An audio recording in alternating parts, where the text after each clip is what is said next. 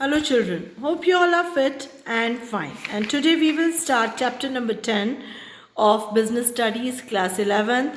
Name is Internal Trade. So what's the meaning of internal trade? Internal trade means buying and selling of goods and services within the boundaries of a nation are referred as internal trade or domestic trade or national trade or we can say home trade. जी हाँ, जब भी buying और selling of goods या services किसी एक देश की सीमाओं के अंदर होती है तो उसे इंटरनल ट्रेड, डोमेस्टिक ट्रेड या होम ट्रेड कहा जाता है. मीन्स एक ही देश के अंदर ये सारी बिजनेस, गुड्स, सर्विसेज का बाइंग और सेलिंग होता है. तो इंटरनल ट्रेड का मतलब क्लियर होगा कि क्या होता है. Buying and selling of goods with in the boundaries of a nation. अब इंटरनल ट्रेड को फर्दर डिवाइड किया गया है दो टाइप्स में. पहला है wholesale trade and second is retail trade. Wholesale का क्या मतलब होता है? तो wholesale, the word wholesaler has been derived from the word wholesale, which means to sell goods in relatively large quantities or in bulk.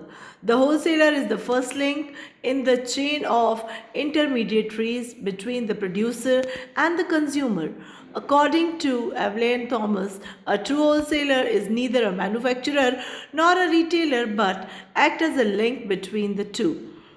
Wholesaler, whole मतलब होता है पूरा का पूरा या बहुत सारा. तो ऐसा इंसान जो मैन्युफैक्चरर से बहुत सारी एक बड़ी क्वांटिटी में चीज़ें खरीदता है और उसके बाद थोड़ी कम क्वांटिटीज़ में रिटेलर को सेल करता है, तो उस इंसान को कहा जाता है होलसेलर. अब हमने ये देखा कि होलसेलर लेता किससे है सामान? मैन्युफैक्चरर से, और देता किसे है? रिटेलर को. तो हम कह सकते हैं कि wholesaler is the chain between manufacturer and retailer और the link between the both. तो इसका मतलब होलसेलर एक ऐसा इंसान है जो मैन्युफैक्चरर से एक बड़ी क्वांटिटी में, बल्क में सामान खरीदता है और रिटेलर्स को कम क्वांटिटीज़ में प्रोड्यूस करवाता है. तो होप होलसेलर का मीनिंग आपको क्लियर होगा. अब ये जो होलसेलर है इनकी सर्विसेज क्या क्या होती हैं? तो इनकी सर्विसेज होती है towards manufacturer and towards retailer. क्या क्या सर्विसेज होती हैं आइए देखते हैं.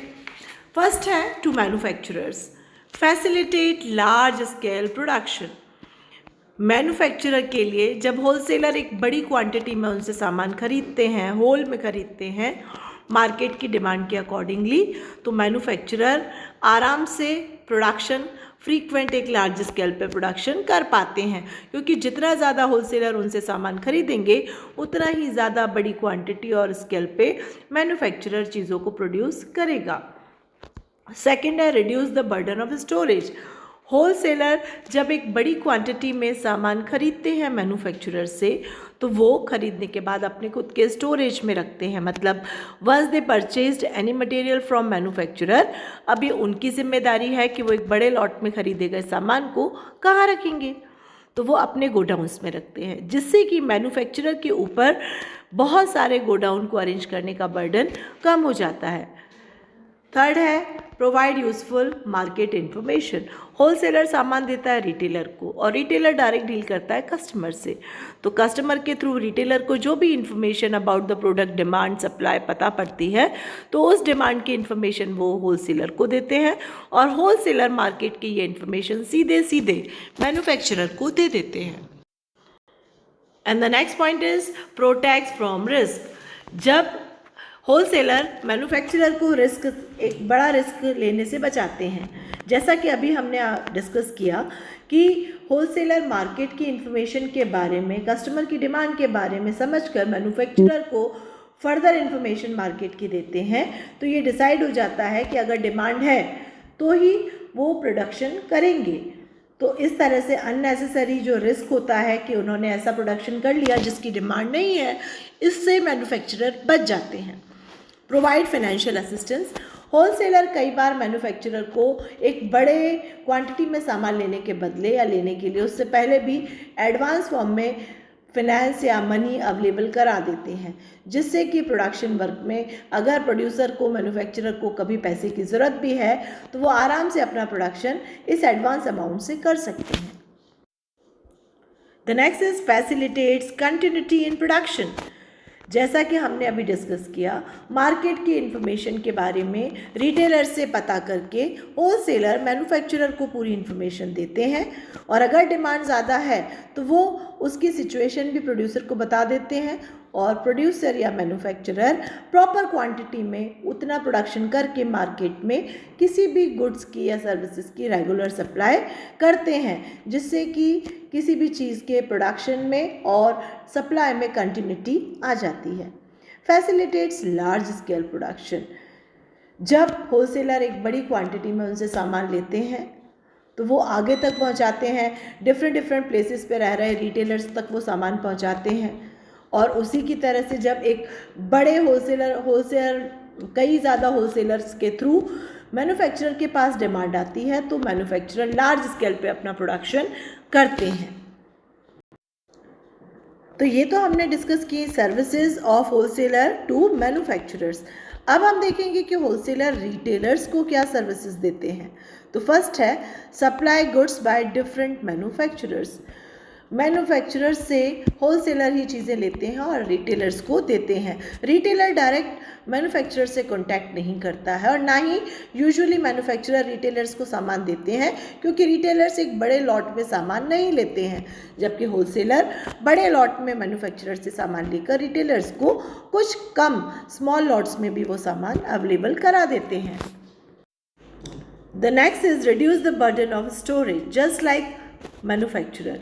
होलसेलर बड़े लॉट में सामान लेता है तो अभी उसकी जिम्मेदारी है कि वो अपने सामान को प्रॉपरली स्टोर करके रखे, जिससे कि उस गुड्स में कोई भी डैमेज ना आए। तो रिटेलर्स को भी इस तरह से गोडाउन की, वेयरहाउस की ज़रूरत नहीं पड़ती है, वो स्मॉल लॉट में ही होलसेलर से सामान लेते हैं। Provides useful market information. Retailer को होलसेलर मार्केट में अगर कोई नया प्रोडक्ट आ रहा है, कोई नया मैन्युफैक्चरर आ रहा है जिसने नया प्रोडक्शन किया है, कोई नई गुड्स लाई है, तो उसके बारे में भी वो रिटेलर को इन्फॉर्मेशन देते हैं। And the next is protects from risk. Wholesaler retailer को एक बड़े रिस्क से बचाते हैं। जी हाँ, क्योंकि होलसेलर बड़े क्वांटिटी में सामान खरीदते हैं, लेकिन रिटेलर को वो स्मॉल क्वांटिटी में ही देते हैं। तो बड़ा रिस्क होलसेलर का होता है, क्योंकि अगर सडनली किसी प्रोडक्ट की डिमांड बंद हो गई तो रिटेलर होलसेलर से सामान लेना बंद कर देगा, लेकिन होलसेलर जो सामान खरीद लिया गया है वो मैन्युफैक्चरर को अब रिटर्न नहीं कर सकता है। तो ऐसे कंडीशन में सारा रिस्क होलसेलर का हो जाता है। Provides financial assistance. कई बार होलसेलर रिटेलर को क्रेडिट फैसिलिटी मतलब उधार की सुविधा पर भी सामान उपलब्ध करवाते हैं, जिससे कि रिटेलर को होलसेलर से सामान लेने के लिए फाइनेंशियल असिस्टेंस या फाइनेंशियल सपोर्ट मिल जाता है। तो हमने डिस्कस की इंटरनल ट्रेड। इंटरनल ट्रेड का जो पहला टाइप है होलसेलर, और होलसेलर की जो सर्विसेज हैं मैन्युफैक्चरर्स और रिटेलर्स के लिए। अब हम डिस्कस करेंगे second type of internal trade, that is retail trade. The word retail trade is an adoption of French word retailer, which means to cut. The retailer cuts lumps of goods into small portion and sell them to consumer.